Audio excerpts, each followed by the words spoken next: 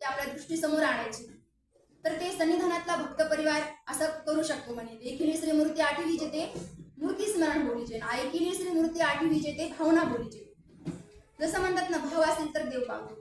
तर त्या प्रकारे आपला भाव ठेवायचा, तिथं श्रद्धा ठेवायची.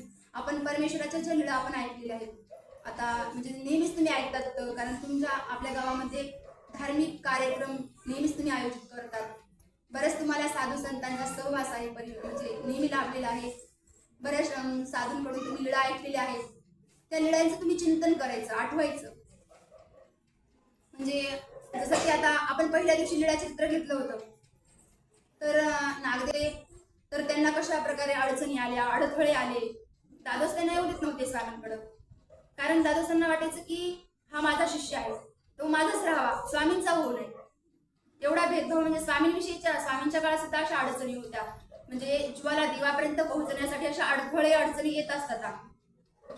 तर त्या प्रकारे नागदेवाचरणाला कशी अडचण आली, तरी सुद्धा त्यांनी कसा मार्ग काढला, सर्व संसाराचा त्यांनी त्याग कसा केला.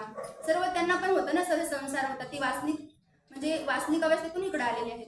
ते बालभिक्षुक नव्हते एवढं, पण परंतु त्यांना स्वामींनी खूप योग्य प्रकारे केलेलं आहे. त्यांना शाब्द ज्ञान दिलं, अप्रोक्ष ज्ञान दिलं, सर्व योग्य केलं त्यांना. पण आपण ती अप्राप्ती जर केली, आपणही दुःख केलं, तर हो, नागदेवाचार्यांसारखं आम्हाला सन्निधान कधी भेटेल.